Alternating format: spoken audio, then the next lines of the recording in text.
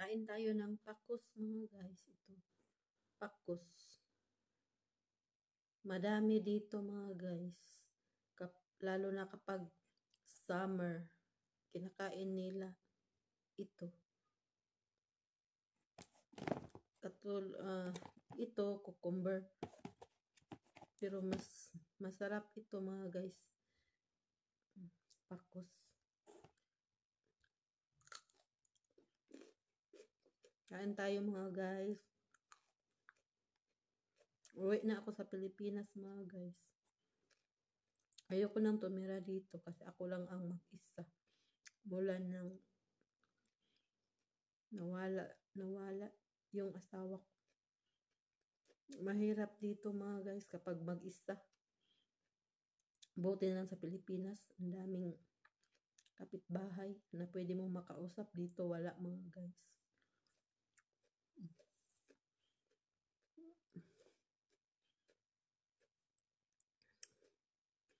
Mahirap.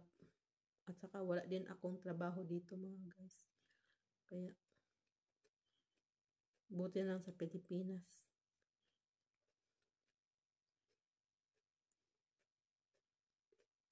Sinabihan ako sa anak ng asawa ko mga guys na dito lang tumira. Hanggang kung gusto ko, kung sa wakas, ayoko kasi ako din mag-isa. Malaking bahay nga pero walang kausap.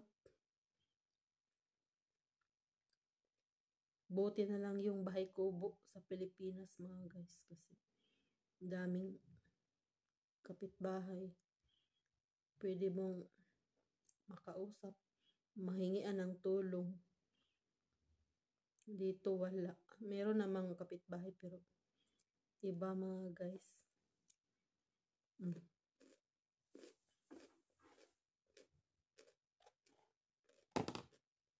Wala din akong trabaho dito mga guys kasi mahirap maghanap ng trabaho dito mga guys.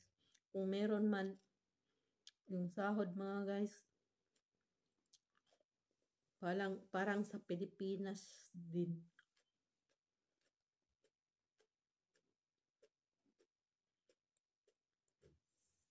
Kaya ito ang buhay dito mga guys.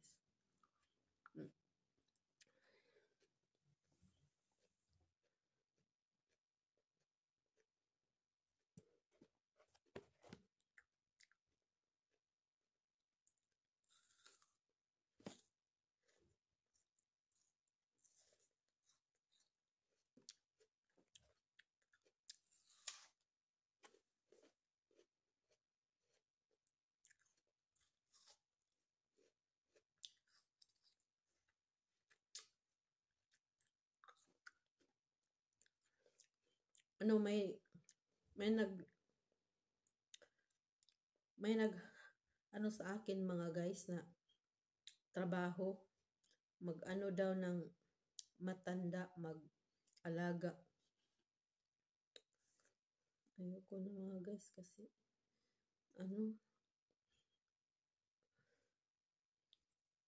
ilan lang din kaya ang sahod dito.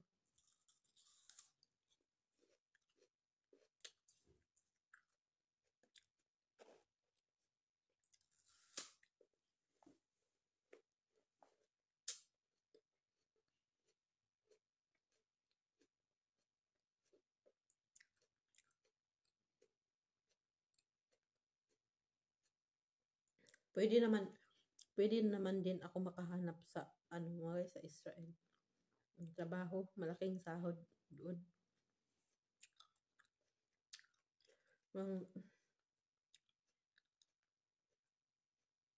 Kaya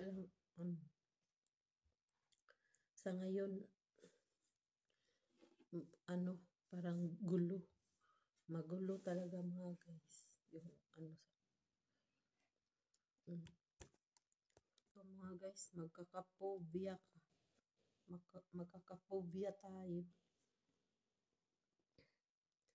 kasi minsan may gulo katulad ng isang buwan may sa hating gabi may parang bomba. Yung ano ba mga guys, yung sa Iran daw yun. Hindi ko alam na sa Iran pala galing. Akala ko mga guys, dito lang. Kaya natatakot talaga ako mga guys. At ako pa ang mag-isa dito. Kapag gabi. Ang ginawa ko mga guys, kumuha ako ng plastic bag. Inalagay ko doon yung mga importante kong gamit. Kasi kung magkaano-ano, at saka tinitingnan ko yung kapitbahay kung saan sila pupunta. Kasi sabay ako sa kanila. Kasi ako lang mag-isa at may parang bomba mga guys. Tumitingin ako sa labas. Parang may mga na dumadaan pula. Yung missile pala yun galing sa sa Iran. Galing sa Iran kasi sabi nila inaano daw yung Israel. Kaya yan mga guys, nakakatakot. At ako pa ang mag-isa. Ay naku. Buti na lang may tumawag sa akin yung mga kaibigan ko. Sinabihan ako na hindi mag-panic kasi lang daw yun. Missile. Iwan ko ba? Kaya ganito dito mga guys sa bansang ito.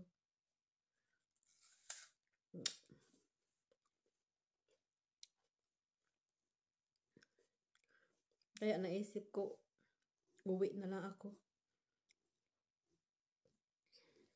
May nabasa ako sa Facebook. May nagpost sa Facebook na madami daw tuloy doon. Yung tamban. Anong tawag yan? Sa amin, Bisaya, tuloy. Dami daw tuloy. Buti pang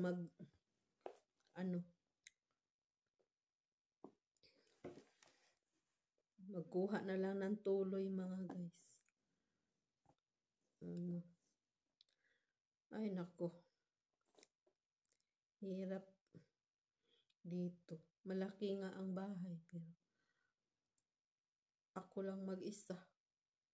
Buti na lang doon sa bundok kahit bahay kubo, may silingan, may kapitbahay. Yan mga guys.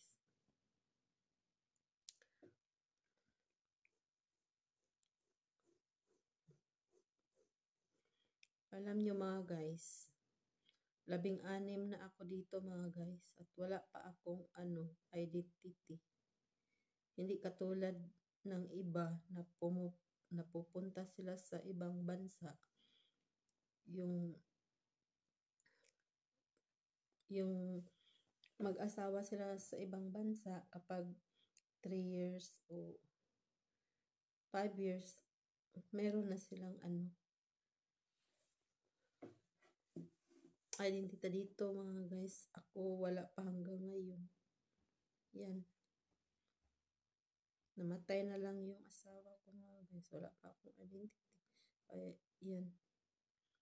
Mahirap talaga dito.